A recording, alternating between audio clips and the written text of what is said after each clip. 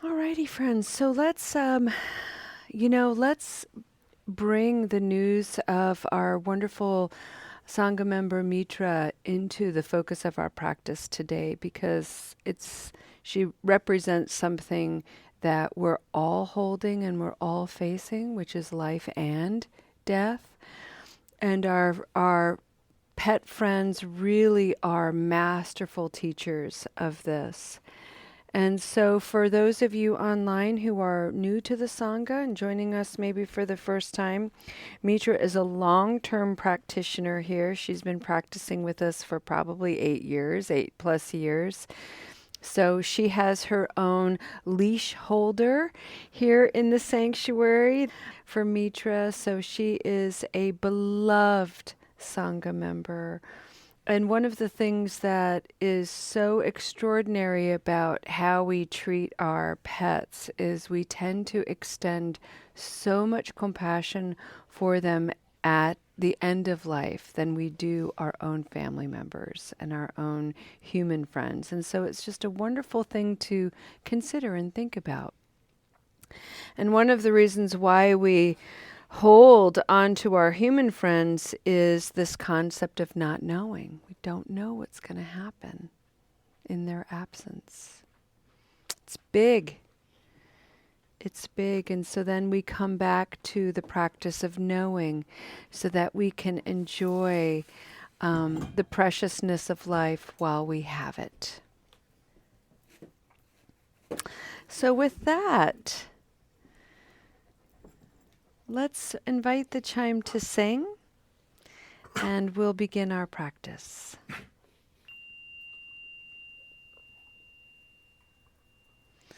I'd like to share with you a sentiment of metta, loving kindness. This one reads, may you be kind with your words. May you be kind with your words.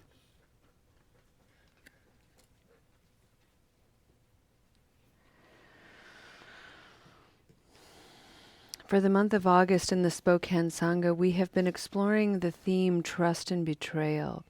And each week we have examined a sub-theme. And this week our sub-theme is knowing and not knowing. And the conditions that surround and define our sense of knowing. And there's usually positive, negative, neutral conditions defining that. And then there are also conditions defining and shaping our not knowing that are also combinations of positive, negative, neutral qualities. On Tuesday, when I introduced this idea, I brought forward a meditation by Roshi Bernie Glassman, who basically does a meditation where he asks a bunch of questions, some questions that we are convinced we know. For example, I know that my favorite jam is strawberry jam. I'm pretty convinced of that. But then to answer a question like, Julia, what is your favorite jam? Even though I know the answer, to answer it, I don't know.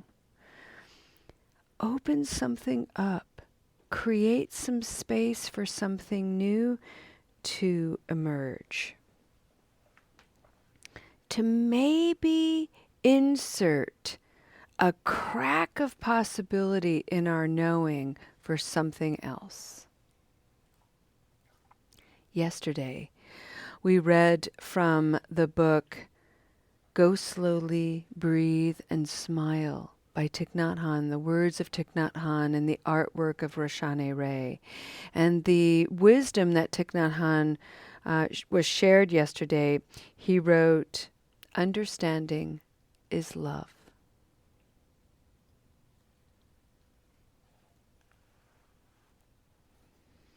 Understanding is love. And it is no accident that wise understanding is the first element of the Noble Eightfold Path.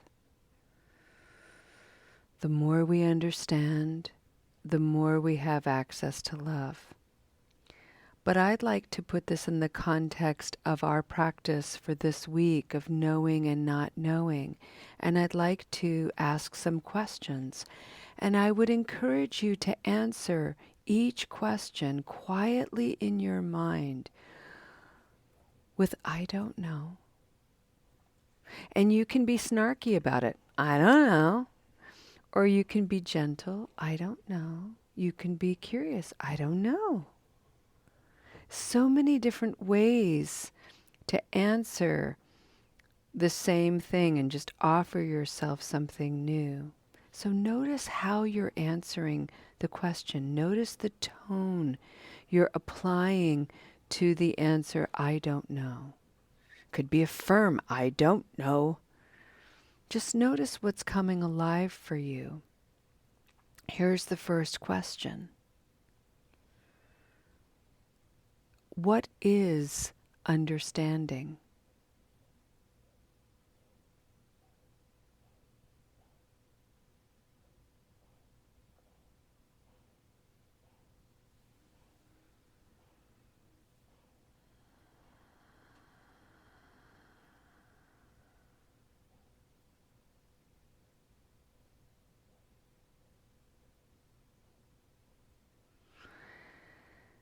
And keep close to the mind and the heart that we have a propensity as innately wise beings to want to know, to want to have an answer. Well, I know what understanding is. It's this, this, this, and this.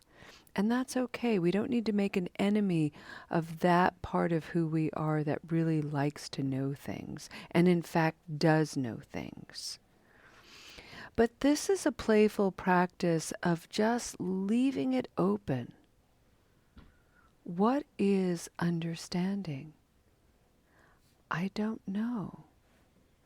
And then allow the mind to maybe wander down some pathways of inquiry as we sit in silence for a little bit. Maybe the not knowing will lead you down a new way of looking at understanding. And maybe that's worth exploring for a minute. Maybe something very fixed arises in your mind, a definition of understanding that comes to attention. Go ahead and look at it and maybe question it. Do I really know this? I don't know.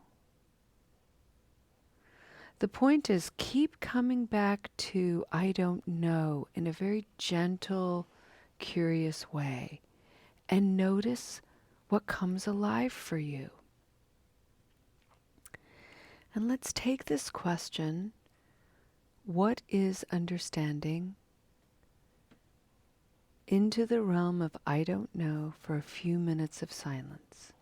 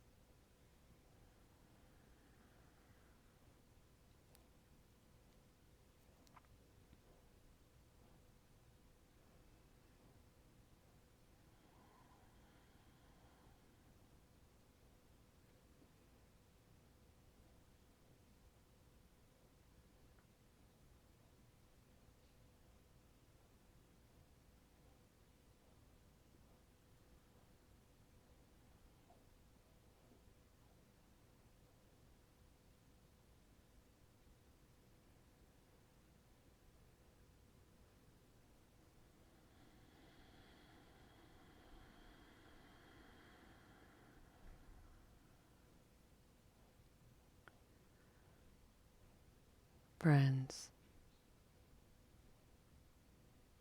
The second question is, what is love?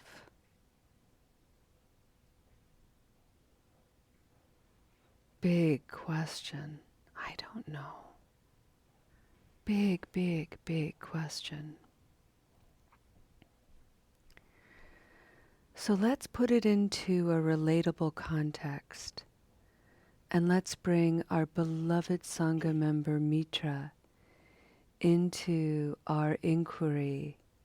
She is so easy to love, to extend affection, to feel joy when she enters the room, to feel protective of her and want to care for her. And now that we know she is walking toward the end of her life, this is where love can get a little bit sticky and murky, because I don't want Mitra to die, and she's going to. And in my resistance, and I've had dogs as well that I've had to let go, and in my resistance, loving them so much, I prolonged their suffering. I held on to them longer than was fair or kind to them.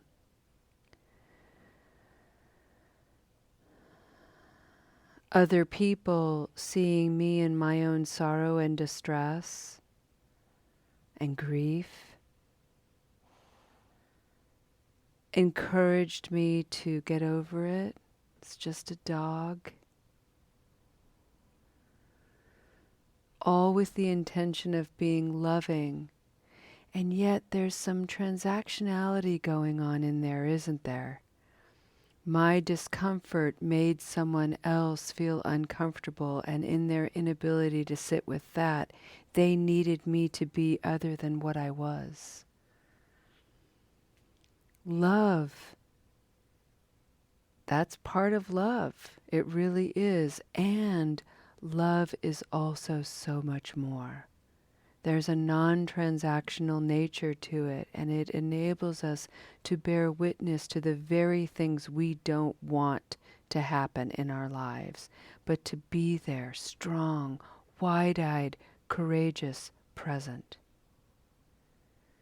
And our beloved Sangha member Christopher, when Mitra goes on, is going to feel sorrow. And the most loving thing we can offer him as a Sangha is to bear witness to his tears, to allow space for weeping and longing and memory.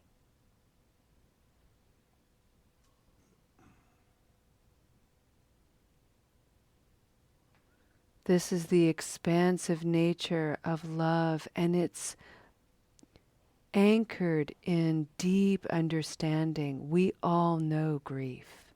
We all know sorrow, and we all know what it's like to be witnessed, and we also know what it's like to be dismissed.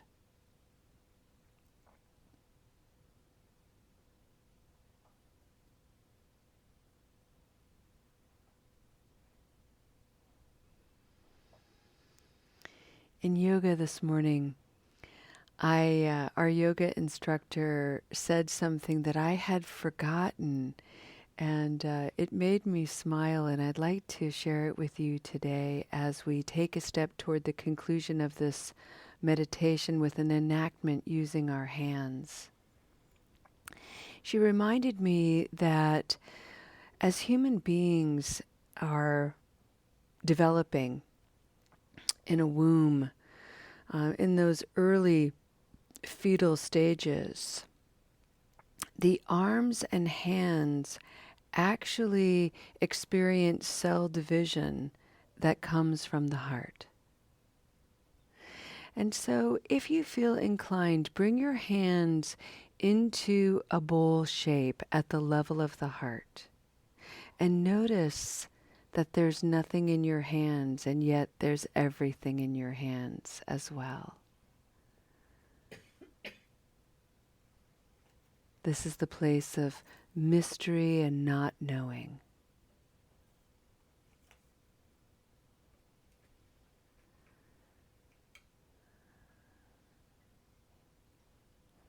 This is the place to cup in your hands that you're well held, you're well loved, you're seen, you're heard, you're acknowledged. And then bring that not knowing, all that's in your hands right now, and bring it to the level of the heart. Maybe press it into your heart. And just rest your hands easy on that heart.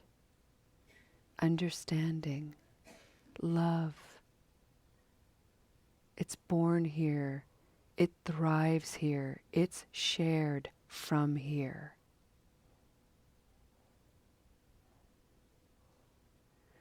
You may not always know, and you don't need to know much beyond this. Love is a limitless quality. It holds it all. May we have the courage to remain present to it, just as it is.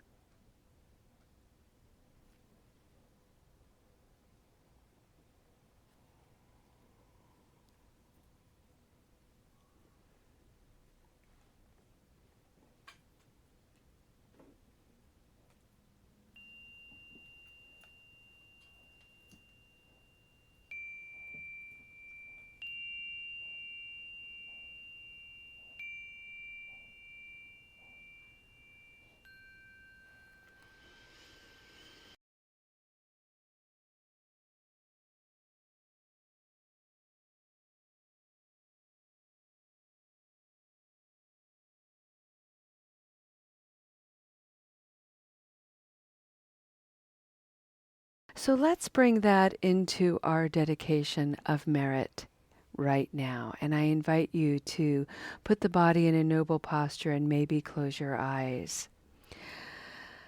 In a Buddhist practice, whenever we come into the presence of the three jewels, the Buddha, the Dharma, and the Sangha, we begin the practice by setting an intention. Today's intention was to be kind with our words.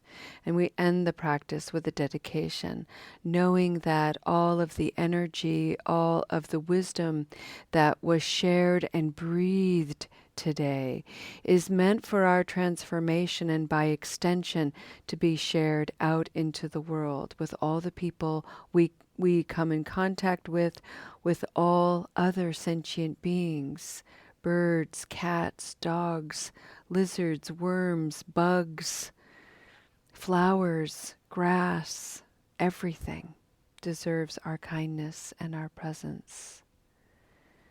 Today is Christopher's birthday. And so we dedicate this practice for all those who are breathing their first. So let's breathe together. On this day of birth, may all sentient beings have peace. May all sentient beings have ease. And may all sentient beings journey with love. Where there is life, there is death. Shared with us a beloved who has died. And if not for a few conditions, how she died could be any one of us. Not able to shift her relationship to habit energy, not able to find a practice, not able to find a steadiness. And it's painful to bear witness to decline, demise, death. So we dedicate this practice for all those who are leaving today, tomorrow, the next day, and have left into this life their last sigh. May all of our beloved dead be at ease. May our beloved dead have peace. And may our beloved dying journey on with love. Friends, we honor our beloved dead best by learning to better live. Thank you for your practice. Namaste.